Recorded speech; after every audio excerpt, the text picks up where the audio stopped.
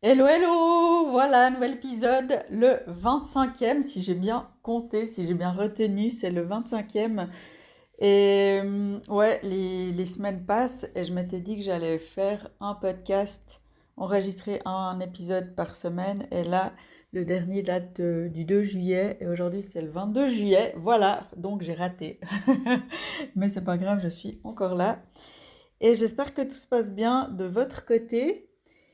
Aujourd'hui, j'avais envie de vous parler de la comparaison, parce que c'est quelque chose qui revient tout le temps, qui est très présent dans la vie de tout le monde, je pense.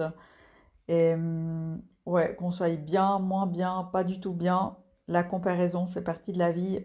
Et c'est comment, quoi faire avec la comparaison, comment bien faire avec la comparaison pour que elle nous serve et pas qu'elle nous desserve.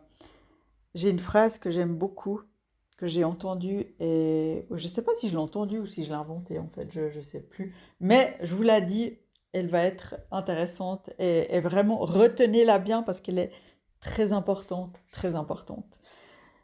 Comparer ce qui est comparable, vraiment de comparer ce qui est comparable, c'est ce qu'il faut faire et pas de comparer ce qui n'est pas comparable. Si vous comparez vos compétences d'italien, si vous êtes débutant, avec quelqu'un qui est bilingue, forcément, vous allez vous sentir nul. Voilà.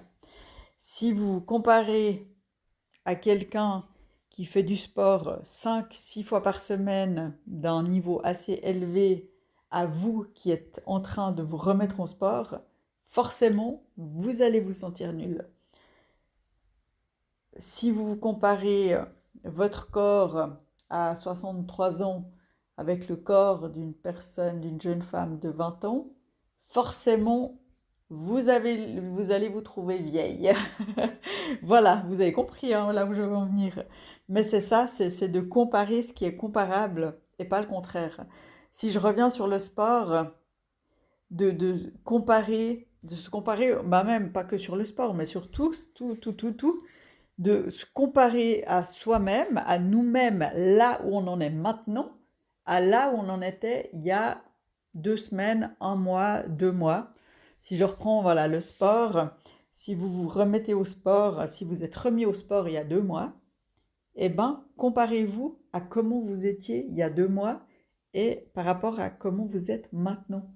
Même si peut-être que vous n'avez pas encore le corps de rêve que vous avez espéré avoir, et que vous n'aurez peut-être jamais, eh ben, c'est de voir comment vous vous sentiez au début, il y a 2 mois, par rapport à maintenant. Et de prendre tous les petits changements. Et voilà. Et le corps de rêve, finalement, moi je dis, c'est un corps dans lequel on se sent bien. Ça, pour moi, c'est ça un corps de rêve. C'est un corps qu'on aime pour ce qu'il nous donne, ce qu'il nous apporte, ce qu'il est capable de faire pour nous et la santé qu'il a aussi, la bonne santé qu'il a, ça c'est un corps de rêve beaucoup plus, selon moi, qu'un corps parfait selon des standards parfaits. Voilà. Et de nouveau, c'est tellement... chaque personne voit un corps parfait d'une manière différente. Peut-être que quelqu'un verra un corps parfait d'une certaine manière, d'une certaine forme, d'une certaine morphologie. Et moi, le corps parfait, c'est un corps tonique, athlétique. Voilà, ça, pour moi, ça, c'est le corps parfait. Mais de nouveau, c'est pas le corps parfait de tout le monde. Tout le monde n'a pas la même vision que moi du corps parfait.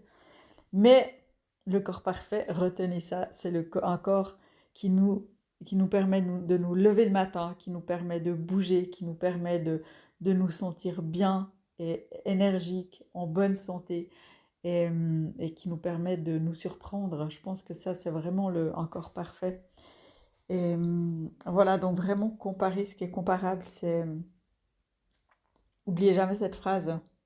Et quand vous commencez à vous comparer avec d'autres des choses, avec quelqu'un d'autre, avec le voisin qui fait ça et que pas vous qui se lève à 6 heures du matin pour aller faire son sport, puis que vous n'arrivez pas à vous lever avant 7 heures du matin, ça sert à rien de se comparer avec lui parce qu'il a un fonctionnement différent, il a un mode de vie différent, il a peut-être des horaires différents de vous. Enfin voilà, on ne sait pas la vie des autres, comment elle est. Donc vraiment, comparez avec vous, avec votre vie du moment, et si vous voulez l'améliorer, eh ben, faites des petites améliorations. Et puis après, 2 mois plus tard, vous vous comparez à vous-même de comment vous étiez il y a 2 mois. Et franchement, c'est vachement plus positif de faire ça comme ça, plutôt que de comparer ce qui est pas comparable. Parce qu'en comparant ce qui n'est pas comparable, ben, ça va créer un fossé, ça va créer un gros manque. Et, et ça va pas être très utile. Ça va vraiment pas être même pas utile du tout parce que vous allez vous rabaisser, vous allez vous sentir nul, vous allez vous décourager, vous allez plus avoir envie de faire parce que de toute façon vous n'y arrivez pas. Donc franchement, ça vaut juste même pas le coup, quoi. Voilà. Si vous voulez voir ce que les autres font que vous avez envie d'avoir, au lieu de vous comparer, inspirez-vous. Inspirez-vous et là, c'est différent. Et là, c'est vraiment différent. Parce que c'est pas se comparer, c'est s'inspirer. Et s'inspirer, c'est beaucoup plus positif. Parce qu'on va se dire, waouh, c'est génial, la voisine qui va courir à 6 heures du matin, c'est génial, j'ai envie de faire comme elle et je vais tester. Ou alors j'ai envie de faire comme elle, mais peut-être que bah, moi je vais courir un peu plus tard parce que 6 heures c'est quand même un peu tôt. Mais je vais le faire à 6h30 ou à 7 heures. Et puis en fait c'est génial. Et vous allez vous sentir comme votre voisine mais en allant faire votre sport à 7 heures au lieu de 6 heures. Et vous allez vous sentir aussi bien qu'elle, qui le fait à 6 heures et que vous le faites à 7 heures.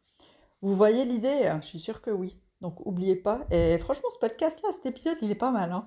Réécoutez-le plusieurs fois, prenez des notes et surtout mettez en application parce que c'est comme ça que qu'il se passe des choses, c'est quand on met des actions, quand on met en application, quand on est dans le mouvement. Parce que ça sert à rien d'écouter des choses, de se dire oui j'ai compris, mais pas de les faire. C'est une fois qu'on les fait que vraiment on les a bien compris et qu'on est capable de les mettre en application. Et c'est là qu'il va se passer des choses, qu'il va y avoir des améliorations, qu'il va y avoir des changements. Et voilà, donc je vous conseille vraiment de mettre tout ça en application et surtout de comparer ce qui est comparable. Voilà, je vous laisse là et je vous dis à tout bientôt.